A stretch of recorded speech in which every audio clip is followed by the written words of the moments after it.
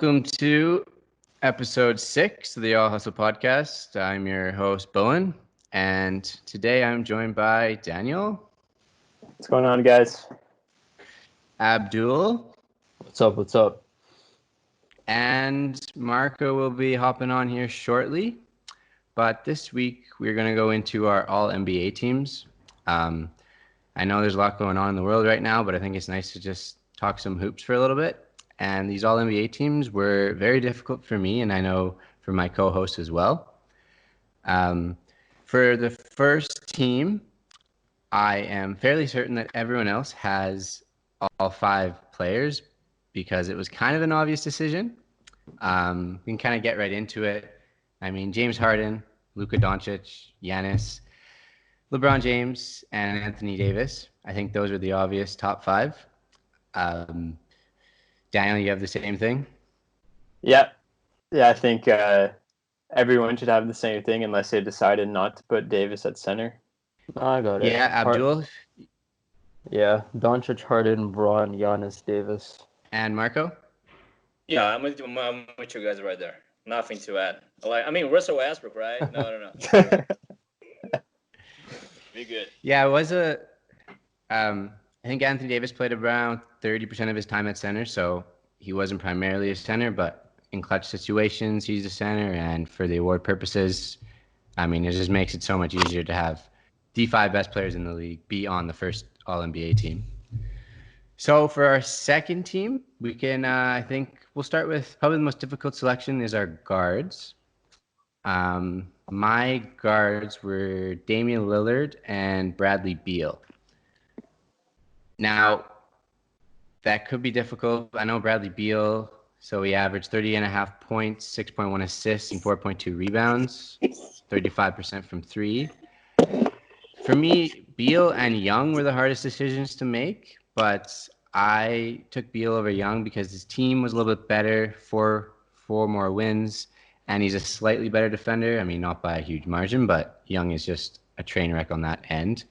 And the stats are similar, but Young had more turnovers, 4.8 to Beal's 3.4. So that was kind of my guards and kind of the toughest decision.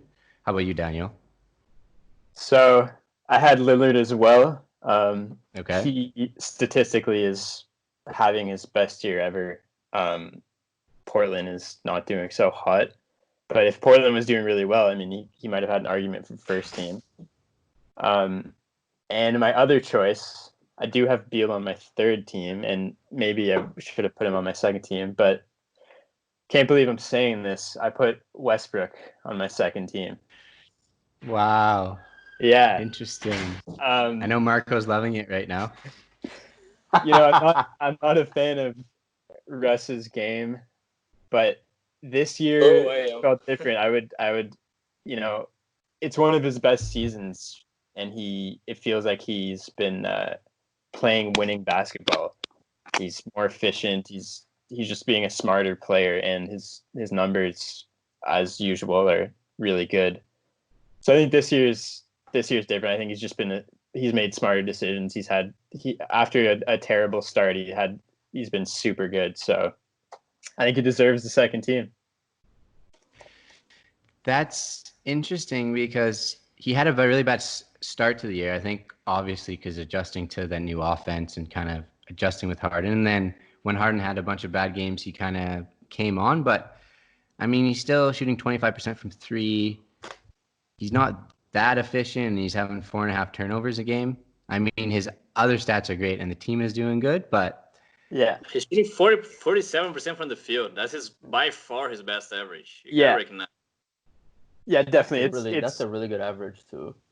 Shooting from the field is better, and you're right. Like, it's not like he's extremely efficient, but I guess it's by his standards, and then coupled with just the raw numbers and the winning, and what he's been able to do. Like Harden, there were times where he was winning them games, not Harden. So I think he deserves some credit. It's fair. Marco, who do you have as your guards on second team? Well, the problem with the all NBA teams that we kind of overlook how the team is doing. to talk about it because otherwise I'll probably have Bradley Beal in my second team. But I have Damian Lillard, which I think is one of the most underrated players maybe ever, you know. But I cannot ignore the fact that the Portland Trail Blazers are not going to the playoffs. So that's something. Yeah, but I'm going to have Lillard either way because I think if he had a very good team, this man would have a ring maybe already, you know. Like he never had like a real good shot at a championship. And he already got to conference finals with the Blazers, you know, mainly on his play. So I respect him a lot. So I have Lillard, and he's having a great year. Like statistically, it's his best year. And I have Westbrook as well because, as I said, I think if the Wizards were like 8th in the East, yeah, maybe I would go Bradley Beal. But I kind of do the swap game. What if I put Westbrook in the Wizards? I think they made the playoffs in the East. That's my point. Interesting. I don't know. I'm pretty sure I they don't know do. about that. I don't know. He's done it in the West. He's done it in the West. Why wouldn't he do it in the East? I just think what Bradley Beal Washington seems to be is like. 9th. Yeah, and they have a train wreck of a team, you know, and Beal gives kind of more than Westbrook does because he can actually shoot the three. Yeah, Beal is more. Right. So. And I don't think Westbrook. I don't think Westbrook could replicate what he did in 16-17 anyways. I don't think not exactly. but I mean, 8th spot in the East, I'm pretty sure he'll get that. I'm pretty sure. I just think Beal should get recognized because without him, the Wizards would probably be the worst team in the league. I think you can make that case because he has carried that team. You know, no John Wall for a while. They've been injuries. They've been running with like Gary Payton III has been starting a lot of games. It's been a very difficult team. So, but I understand the winning kind of trumps, like a winning team trumps stats in some respects. Yeah, like when the stats are close, you got to pick one. Yeah. I was tempted to put Beal there as well, though. Yeah, and the stats are close. I mean, pretty similar. The turnover aspects. Westbrook is turning the ball over more, which to me is kind of surprising because, you know, Westbrook also has Harden to kind of defer a lot to, and Beal is just kind of him. They don't really have a good point guard as well that can, like, Beal's usage rate is extraordinary, and he always has the ball in his hands. Yeah, so that's true. That turnover aspect's a little. Abdul, who do you have as your guards on second team? Same 2 guards. Lillard and Westbrook. Where, like, I was questioning if I'm awarding. Yeah, so I feel like what Westbrook is doing right now is like beyond impressive on the fact that he doesn't shoot the ball he doesn't shoot the three that well. Like he plays in a system that's very favorable to his style, and I think we're actually getting to see what it would look like for him, like if he had that type of a system in the past. To be the 7th leading scorer in the league on a really good Houston team as well, next to James Harden, who averages almost 35, I think is just ridiculously impressive. And Lillard, I think if there's every year he's gotten credit, it would be like the last couple of years, but this year too. He's definitely having one of his best years statistically, but at the same time, like for Portland, it's kind of been up and down. But I can't really hold it to him for what he's doing. And this is all NBA, which is best players, so there's like a mixed bag between winning and top players. So I have to include him. I can't take him out. Yeah, and much like Beal, if you took Lillard out of that team, I mean, they'd be in the dumps. Yeah. And a team that's very tons of injuries, right? Yeah. And they're still kind of close to the playoffs is, really good sign on Lillard. Hopping onto the forwards, I had Kawhi Leonard and Pascal Siakam. I was initially skeptical about including Siakam until I looked at his stats, and I mean he's having a phenomenal year. 23.5 points, 7.5 rebounds, 3.5 assists, 51% effective field goal, 36% from three, and only on 2.5 turnovers on, a phenomenal Raptors team that not many people expected them to do so well. And Kawhi Leonard is kind of boring because he just puts up stats every year, and he's a phenomenal two-way player. He hasn't played a lot of games, but the 27 points, 5 assists, 7 rebounds, 1.8 steals, and 37% from three.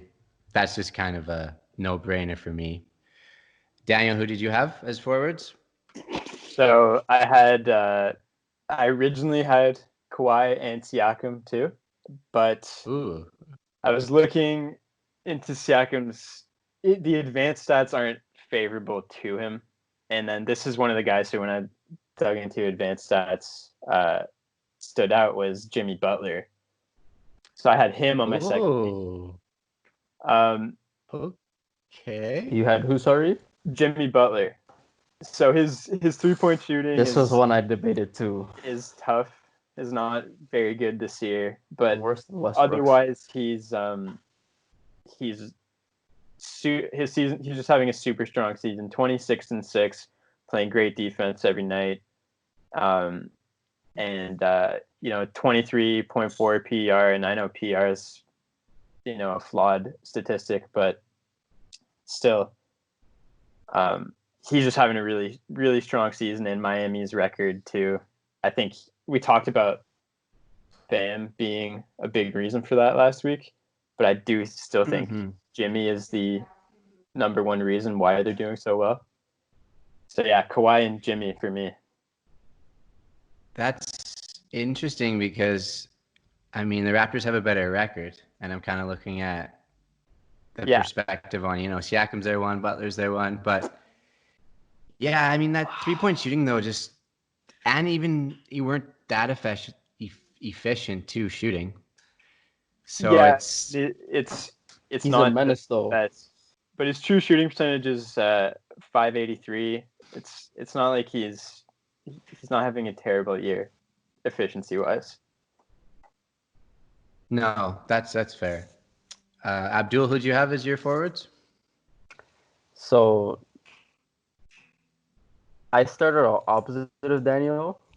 Butler was the one I was like really wrestling with as far as where I'd put him on the second team or if I should just put him third team. I did end up settling on Siakam and Leonard. Okay. I was trying to stick to it was more so a case of sticking to positions as far as the way the teams are built, like the all NBA teams are built more than anything. It's really hard to separate the two, to be honest, because they're both the best players on two of the four best teams in the East and some of the best teams in the league. We've seen how much Jimmy Butler's impacted Miami has been immense. Obviously, they had a culture there, they had certain guys there, but it's almost like he made everyone comfortable and and he's made everybody better around him. With Siakam, we've seen him make another big jump from what he did last year. I mean, that's what people hoped for, considering they had just won a ring and everything he did in that playoff run. But at the same time, he showed up with the promise that he presented us last year. So I gave him the slight edge on this one. Marco? Yeah, I'm gonna second with Abdo. I think Siakam, the Raptors were not supposed to win this many games without Kawhi. They had a lot of injuries as well, and he has been really, really good and really consistent, I would say. The thing with Jimmy Butler is his stats, maybe they do not reflect his impact on a game, He's scoring 20 points a game, but it just seems like he impacts in so many more ways, leading the guys. That's why I have a hard time. I love Jimmy. I think he's one of my favorite players, but I have a hard time taking him out of the second team. So I go Kawhi, obviously, and Jimmy. I just gotta say something like Bowen said that Kawhi always puts his stats. That's not really true. I think his second or third season where he's really, really stats stuffing stuff, because 2018 he wasn't even playing basketball. Let's remember that. I think Kawhi leverage. You guys know about that. Yeah, I think sometimes those players are overlooked because they perform every year, right? But so here's a question, Daniel. Who would you rather have just as a player, Pascal Siakam or Jimmy Butler? Just for one season, I think I'd go Jimmy. Yeah. Okay. Siakam, I think there have been moments where he gets defended well and he's forced to rely on his shooting a bit more. And I mean, he's shown he can shoot, but I don't know how much I trust it. Jimmy is the type of guy that I feel the bigger the moment, the better he is. Yeah. He's like, I don't want to sound like one of the guys on TNT, but he's a dog. Like this guy just he performs when it matters most. If I want him for 1 year and we're going to the playoffs, like definitely Jimmy over Siakam. Let's remember Jimmy hit the shot before Kawhi hit his. He tied the game before Kawhi had that 4-bound shot on the rim. So Jimmy is a very clutch player as well. Exactly. But like on the long run, you go with Siakam. No doubt. What about you? I just looked into the top 4 teams in the league. I think you have to have a player on each All NBA team, especially like when you kind of have a star in all those sense. And I mean, the Raptors are the 3rd best team in the league. I think they kind of deserve a player on one of the first 2 teams, and Siakam's the obvious choice. So the thing with the Raptors, though, like I do agree with you, and you could say this about Miami as well, but the Raptors are kind of a team that wins by committee, and 100%. so like which is same with Miami though. Yeah, it is the same with Miami. You could say it for both, but that's why like I didn't feel like it was as necessary to have Siakam as high. That's fair. No, that's fair.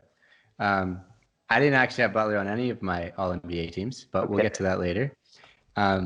So centers, my second team center, I had Nikola Jokic, 20 points a game, 7 assists, 10.2 rebounds. He had a bad start of the year. He's only shooting 31% from 3. But I mean, the way he commands his offense, and I mean, Denver, 43-22 record, 6th best team in the league. The offense runs through him. I just thought he kind of deserved that spot. I mean, it was tough between him and Bam, but I think just the statistics kind of won me over a little bit. How about you, Abdul, for your center? I had Jokic too. I think this one Jokic was honestly like the first name that came to mind. Felt like the most obvious choice as far as positionally on the second team. I wrestled with messing with the position stuff between Butler and Siakam, and then stuck with the structure aspect of it on that one. But this one was just too easy of a pick. And Embiid's not having as strong of a year as he did last year to command a place, and he's missed a bit more time due to injuries as well. So as much as Jokic had a bad start to the year, he's also really been the guy for Denver, especially with the amount of injuries they dealt with in the middle of the year. So Jokic gets my nod. Daniel? Yeah, Jokic as well. I think it's a no-brainer to have him on the second team. Yeah, he did have a slow start, but since then he's been great. And Denver's winning games, and I mean, any Denver game you watch, he's vital on offense. He could lose some points for being not the greatest defender, but yeah. Marco? Yes, Jokic. The thing about Jokic is for a few years now, it looks like Jamal Murray was about to become an all-star or like a borderline all-star. And he never makes that leap. I love him as a player, but like he never makes that leap to be like super productive and stuff. So Jokic is mainly the only star in Denver, and they're always really good. You gotta go with him. That's another guy. Like that's what then it's like the game goes through him. He's a very different big man. I go with him. I think it's a no-brainer as well. Okay, yeah, I was kind of expecting a little more of some debate, but that's good to hear. So on to third team. Why don't we start off with you, Daniel, on who you have as guards?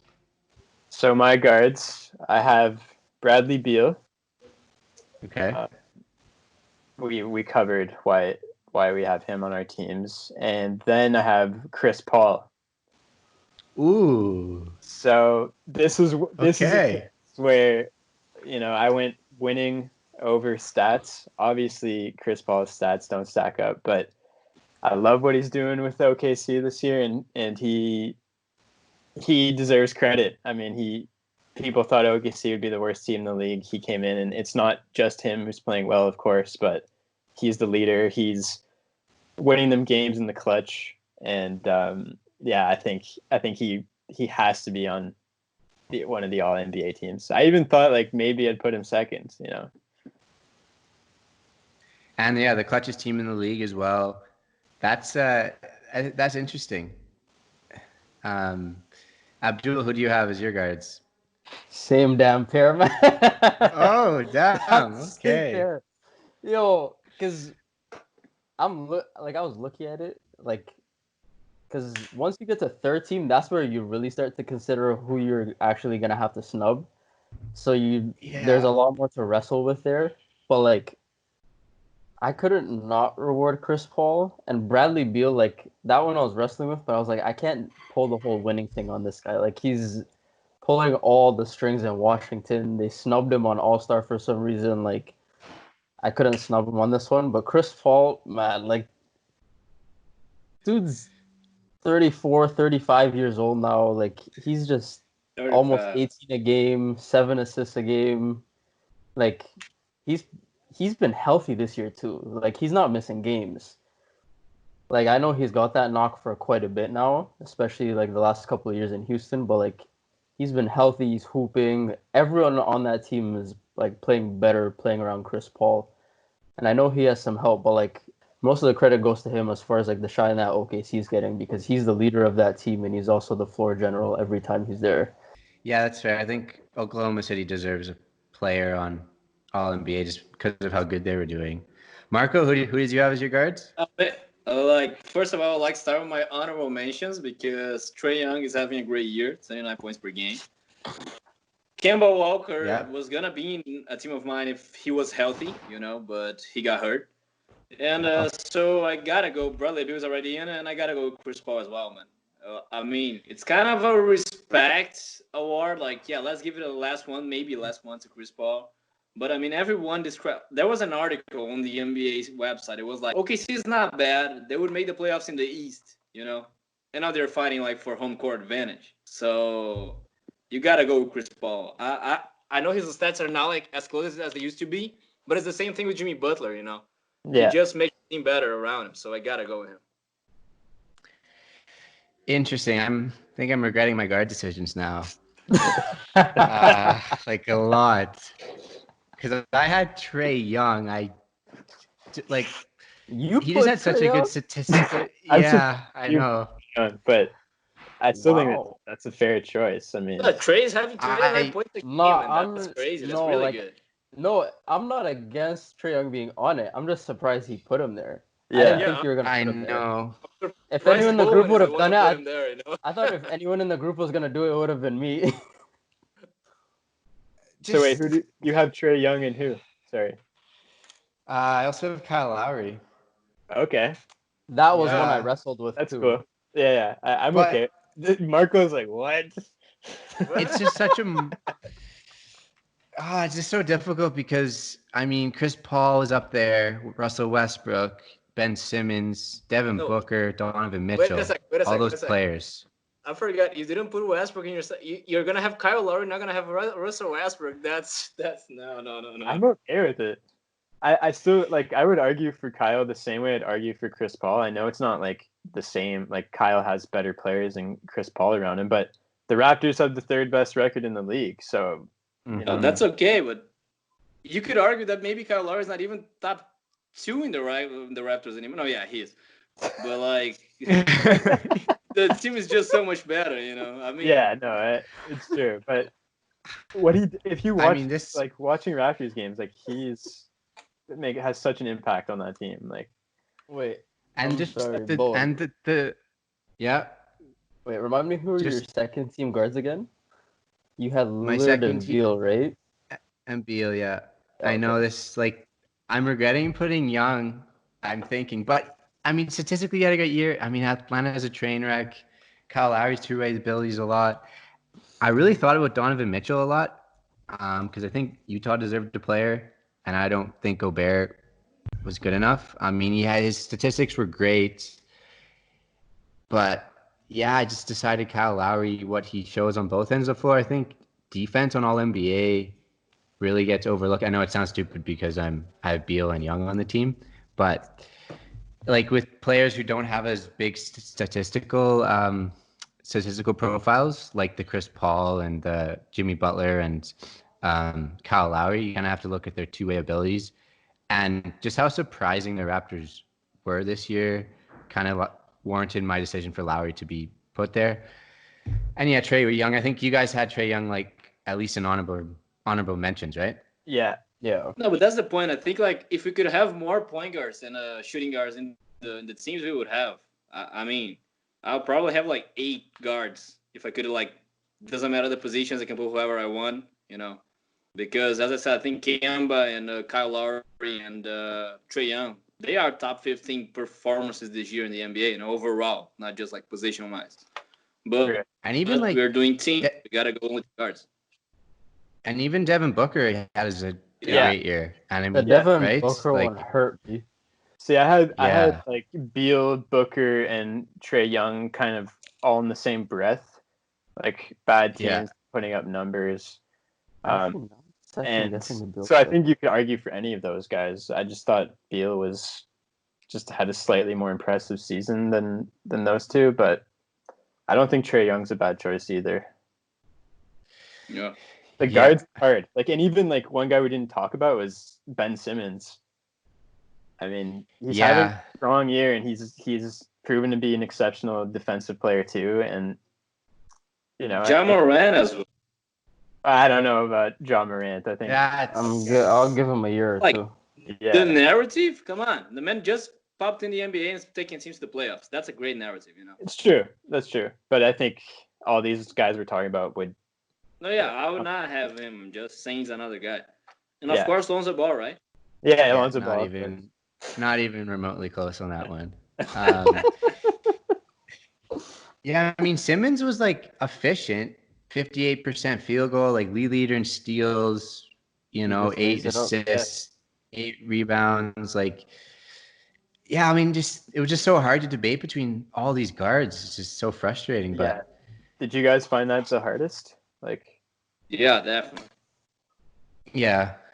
Because I think forwards there wasn't as many, and centers as well. It was kind of decisions. But let's hop into forwards then. Marco, why don't you go with your 13 forwards? Okay, now it's my turn to shine. I go with Jimmy Butler. Talked about him before. And I got Jason Tatum. I gotta go with Jason Tatum. I'm sorry for that. I knew that was coming. The man just he started kind of slow, then he caught some heat, and now he's just catching fires once the season stopped. Like the Celtics played 4 games against the Lakers and the Clippers. They won the 2 games at the Garden, and they lost 2 games at the Staples. And Tatum was the best player in all the 4 games. He outplayed LeBron and Kawhi. Statistically, he played better than them. So I mean, a guy that does that and also has very good numbers, he gotta be in. No one else in the league outplayed these guys twice in the same year. Tatum gotta be in. Give me a couple of years, he's gonna be all first team as well, but not yet. Yeah. Daniel? I'll go last. I have a feeling I might be different. Ooh. Abdul? I'm in the same boat as Marco on this one. I think Butler was obvious. I couldn't keep him off any of all the teams. I think he's just done too much for the Heat, and especially just how much the Heat have changed the narrative in the East, because people didn't expect him to be this good. Tatum, though, I like seeing guys who make late season pushes or second half of the season pushes. I think it shows a lot. Because you can miss, he made the All-Star game, but that push that he made after All-Star, just after All-Star and just before All-Star was just so impressive. Yeah. He's at about 23.5-ish points, 7 or so rebounds, and he has so much more to go. Not to say this is a potential pick, but he's cooked a few of the best teams in the league, and the Clippers 2 times over. So I think he's shown a lot, especially against the best players in the league, which pushes them that much higher. Yeah, I think Boston warrants a decision. I mean, the Jason Tatum Heat check games are honestly so exciting. And you saw that in the All-Star, like past the All-Star break when like he just couldn't be stopped with these step back threes, these like and one layups. I mean, his spin moves he's got, his fadeaway. I mean, just has this arsenal that when he's hot, it's like a clear out. Let me have the ball, and he's gonna get you a bucket. And he's still so young, right? He can keep getting better every year.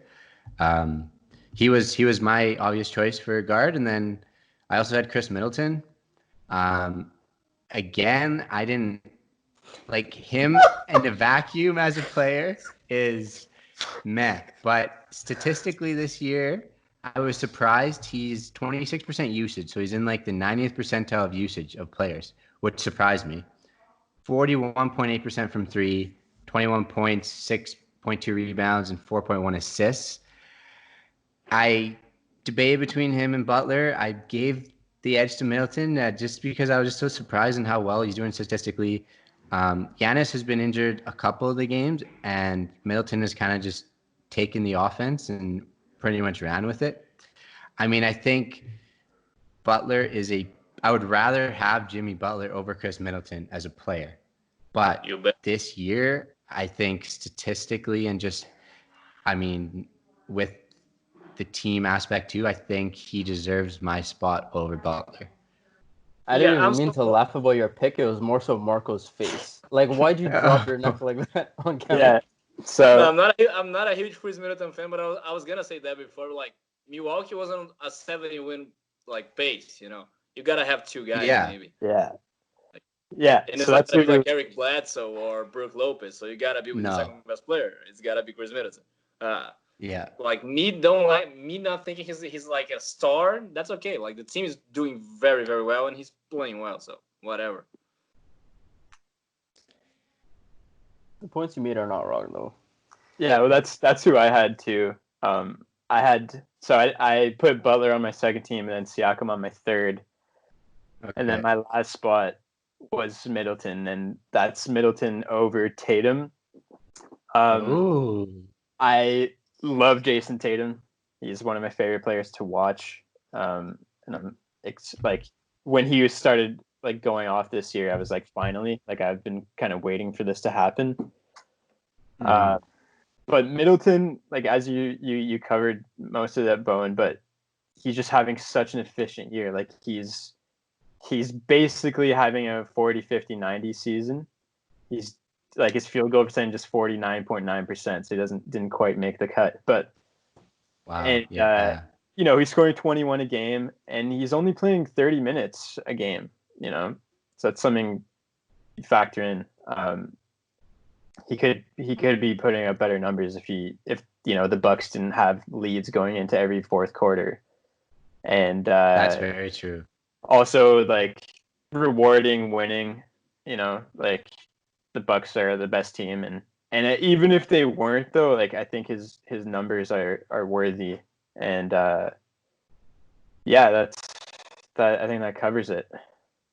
So you didn't have a Celtic on your All-NBA teams? So that is an issue, and like I would have, that was tough, but I still. It's gonna have Daniel Theis as his center of the. All right.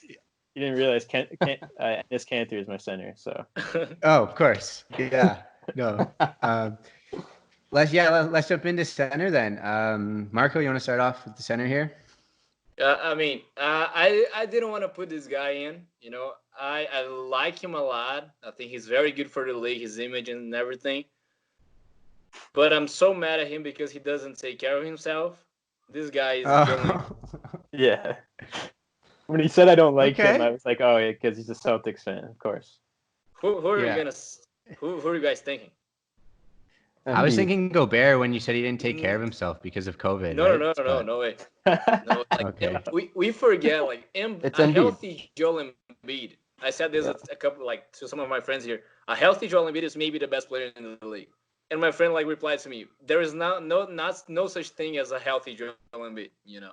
But you gotta go that even unhealthy, he's still really, really good. You gotta go with him. There is no way. Like he could be all first team if he took care a little bit better of himself. He's like Shaq after the three-peat, but without the three-peat. That's Embiid, you know, in terms of taking care of himself and putting in the work. So Oh my What a god. quote! that's it. Wow, that's a quotable moment. I love it. Yeah, that's Abdul, who do you have as your center? I got the same guy. Okay. So like again, like I know the health aspect plays a factor, but like I think when he's healthy, I don't think there's a better big than him in the league. Um, he's played he's played a good enough amount of games for me to be able to say so. I had Bam as a forward, that's why, because he kind of plays a mixed bag between both. Okay. Yeah. Um, like my debate with the forwards was between Tatum or Bam, so I ended up going with Tatum on that one. But Embiid was it's too hard for me to keep him off the all NBA teams. Even in a down year, he averages 23 and a half and 11 and a half rebounds a game. Um, he's he's Philly's guy. Like if they don't like it's hard to say like it would be different without him. I know we've seen spurts with him, like of them playing without him, but like as far as like strictly playing center goes, like he's the best big as far as being able to play both sides. Um, he has quite the arsenal. He's able to shoot, especially within the mid range. As a defender, he's a solid rim protector. I know he's not the fastest guy, but he could still move his feet well enough, and he's a commanding presence on that team. And he's the first guy teams look at when they game plan. So, Embiid is my guy on this one. That's Just before you guys continue, just remember that the Sixers could have right now like Simmons, Tatum, and Embiid, and then I would have them as favorites to win the East, but they wanted Markel Fultz. What can we do about that? They would definitely look like a far different team with Tatum. Yeah. Daniel, who do you have as your center? I also had Embiid. Ooh. I don't feel great about it. I mean, he only played 44 games, which is just barely 2/3 of the games played. So like, if you're doing it off of 65, so I don't know. Like his stats are there, and he's a great player. And I think if he played a full season, it would like unquestionably be him. But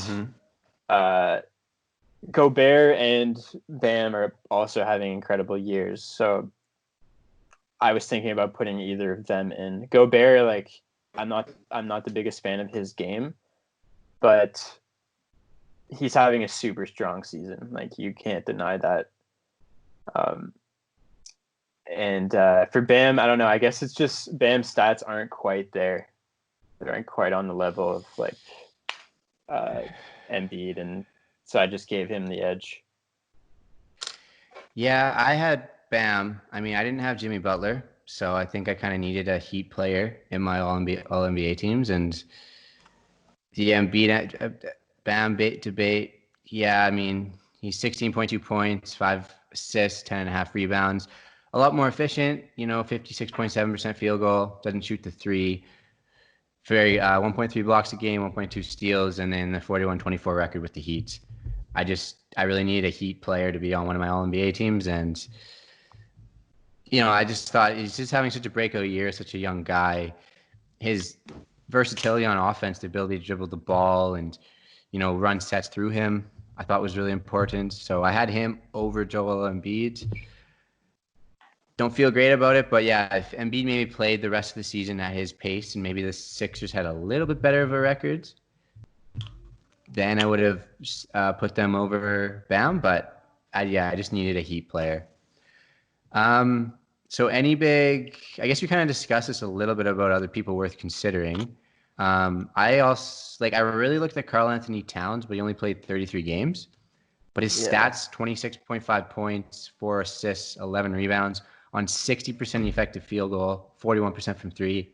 If he kept that up and he played the whole year, that would have been a really, really interesting case to have him as a center. But, of course, it's on the Timberwolves, who are not the greatest team. So he was another one of my snubs, I guess. How about you guys? Yeah. Well, I didn't even think about him, honestly. And I mean, it's weird. Like I feel like he just gets forgotten in the discussion because he's on Minnesota. Yeah. Yeah, for sure. I mean, I always feel like he gets a bad rep for his defensive play, but I mean, he's phenomenal player. When he entered the league, like second year, people were like going crazy that he was the next big thing, and then the Timberwolves made a terrible decision for trading for Butler. It didn't work out, and it just feels like everybody forgot it. That's what you said. People forget about Towns. He's still very, very young and very promising. Mm-hmm. I still think if Minnesota like could turn it around, like he could be an MVP candidate. I think so. Like, that's that in him. He's like a big who can score from anywhere. And I think he, the defensive game, like he has the ability, like he could get better. So yeah, just see how they build around him, and if they actually have any defenders that they can put next to him, because D'Angelo Russell is not going to be stopping any point guards, that's for sure. No. Yeah, I mean Donovan Mitchell, Devin Booker, Ben Simmons, Chris Paul was hard for me to leave out. Butler, Westbrook, Embiid. Yeah, it was just very difficult. Just a lot of another forward I had in mind was Brandon Ingram. His stats are there, and I thought he's someone I put as an honorable mention for forwards after my omission of Tatum. What did you guys have any other forwards? For me, it was Bam more so than anyone.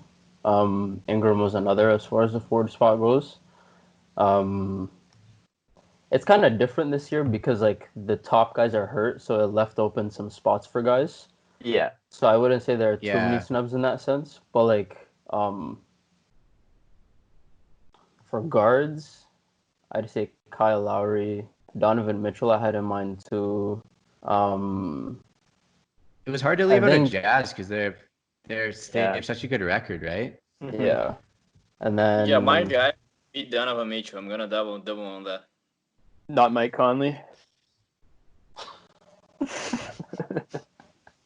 I like Mike Conley though. I like him a lot. I love him too, but tough year. Bad year, really bad year. Oh, it says that Adebayo played 100% of his minutes this year at center, which I don't know if I agree with that. Really? On the roster, it has him listed as a power forward. Because I guess he plays with Myers Leonard, who's a he did. 4. And they also play sets with. No, he's a center. That's why it doesn't make sense to be at least. No, and Kelly Olynyk too. Yeah. Right? Yeah.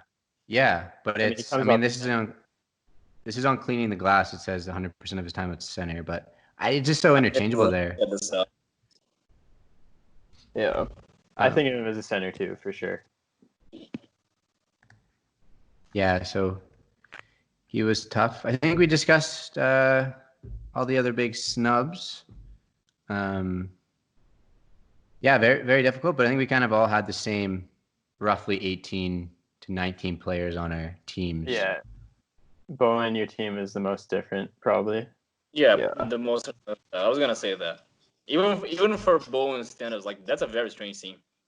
Like, I mean, I'm surprised you put Trae Young because he likes to hate on him, but I do. I mean, maybe if you gave me a week to like crunch more numbers or whatever, I'd probably kick him down. I mean, even the Lowry one, I don't know if I'm certain about leaving Jimmy Butler off. You guys all had Butler. You guys all had Paul, right? You guys all had Westbrook. I didn't have any of those three guys. I thought I maybe aimed for Westbrook, but I guess a couple of Westbrook fans on the pod, so yeah, maybe I left Westbrook off just to spite Marco. But I would love so much if you had like Trae Young, Westbrook, and Gobert in your third team. That would be great. No, I cannot do all three. I can just do one of those guys. I felt weird putting Westbrook on the second team. Not gonna lie. Man, the point of Westbrook is if you look at his stats, like no point guards put out those stats. The point is he's crazy, with the ball in his hands and stuff, the decision making. But like production wise, he's definitely like up there, Yeah, I mean, you can't dispute. Can't wait for him to sabotage the Rockets in the first round of the playoffs. But yeah, that's gonna be it's been a great regular season. Yeah. If you ask me who I wanted on my team, then Westbrook would be on my 7th team, maybe. I agree there. Oh my god. Yeah. Reckless. Anyways, that wraps up our 6th episode here of All NBA. Next week, we should be looking at, hopefully, kind of what the NBA playoffs or what the rest of the season will indicate.